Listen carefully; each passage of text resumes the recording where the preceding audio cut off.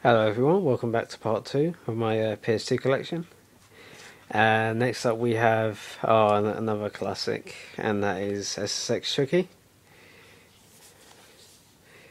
Absolutely fantastic game. I remember seeing the advert for this when it first came out on TV, and it was just absolutely blew my mind. I was like, I must own this game. And yeah, it was so much fun, so addictive. The variety of characters in the game were just superb. The sort of Uber tricks were just like so ridiculous, but so so fun to watch at the same time.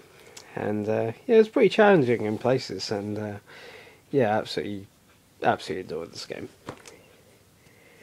Next up, we have Ssx didn't like it as much as Tricky personally, but because it was slightly more serious. I thought the big mountain was an interesting concept, and yeah, it was kind of enjoyable to sort of go down it, especially to some particular tracks which were awesome. But yeah, good game. Not I personally prefer Tricky, but yeah, this one's also very good.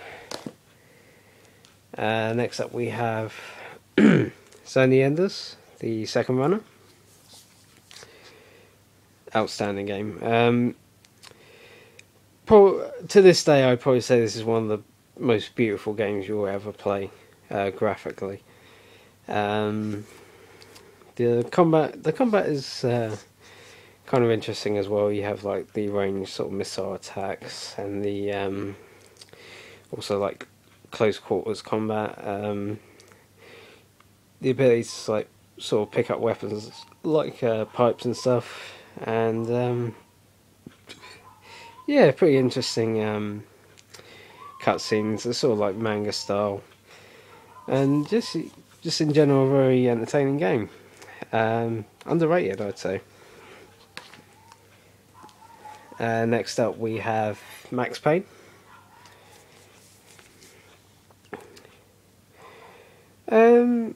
I'd say for me, this game is very hit and miss. In terms of story and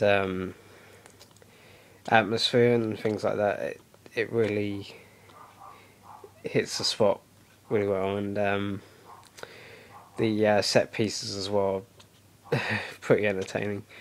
The actual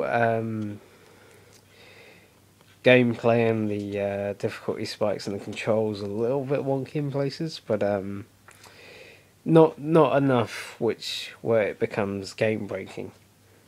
Let's put it that way. Yeah, I remember getting right to the end of this game, and there's a bit where you have to take out the wires of a radio tower, and I could never figure it out because like the the graphics are sort of very sort of gritty, and you can't really. I couldn't really tell what I was supposed to be shooting. Let's put it that way, and but for the most part, it's like really entertaining. And next up, we have Max Payne 2, the former Max Payne. I've not actually played this one, but friends have told me this is pretty good. So yeah, I'll give it a go at some point. At least Max hasn't got his like fucking constipated look on his face like he did in the first game. But yeah, looks pretty good. Next up, we have Mellow on the front line. Fantastic game when it first came out. Hasn't really aged well from what I've seen recently, but at the time it was definitely probably one of the best FPSs around at the time. Good variety of levels. Of course, the Storming the Beach was the opening level. Probably one of the finest opening levels I've ever played. In general, really, and yeah, one of my favourites early on in the PS2's life. Next up we have Ratchet Clank. Very good game. Very good game indeed. Great variety of weapons, interesting sort of settings. You go from sort of planet to planet, basically to sort of level up your character and clean up the universe and eventually take on the main boss of the game. Very fun. Next up we have Ratchet Clank 2. It's probably my least favourite of the three. Mainly because the last boss is just ridiculously hard and you pretty much have to grind to get like the best suit in the game.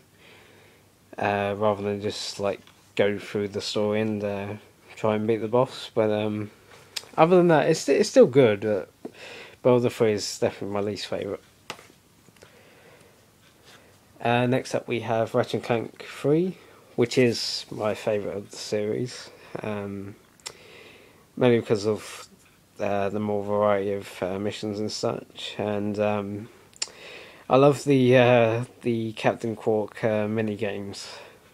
The mini sort of like story, which I thought was pretty hilarious. And yeah, probably the best variety of weapons and such. And yeah, thoroughly enjoyed it.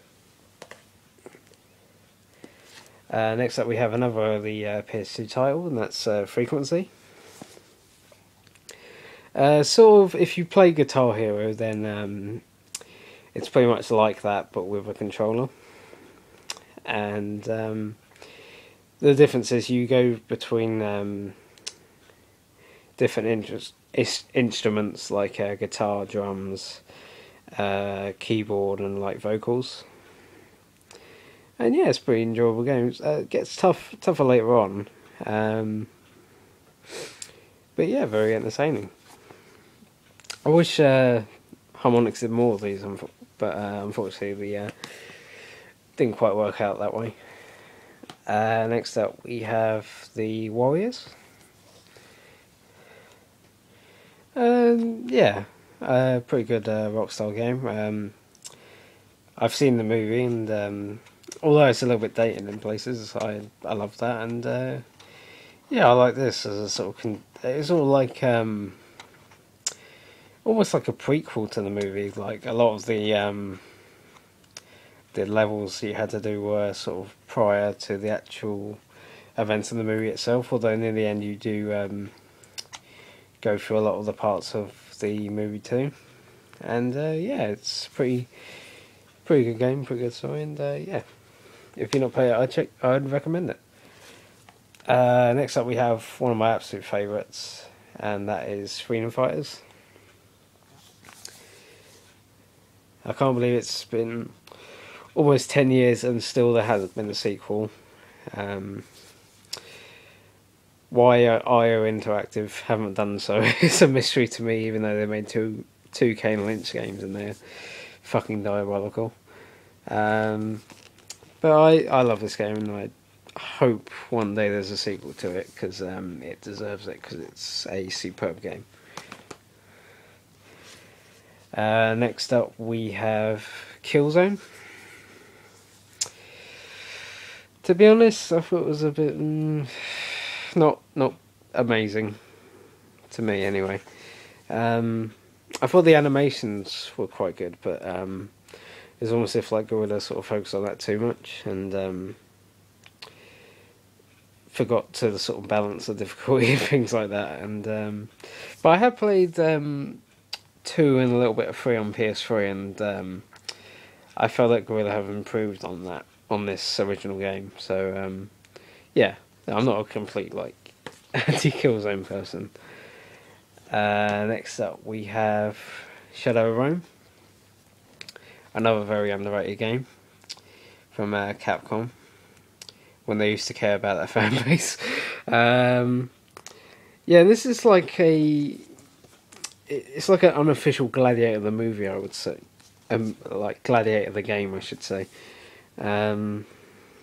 yeah, the sort of arena style combat in like coliseums and such, and chariot races, and yeah, very interesting story. There's a lot of crappy stealth sections with this like Raiden lookalike here.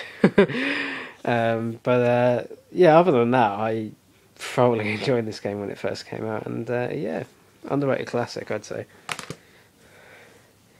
And speaking of underrated classics, Beyond Good and Evil, fantastic game. Yeah, I can't wait for the sequel when it eventually does come out. I hope. Um, Recently got a HD release on the PS3 and Xbox 360, and I'd probably recommend getting those ones over the original copies of the game, because they look nicer and they play a little bit better as well. But yeah, thoroughly enjoyed this game. Not the greatest game in the world, I would say, but still good, and deserved a lot more success than they actually got. Okay, and that's it for part 2, and stay tuned for part 3.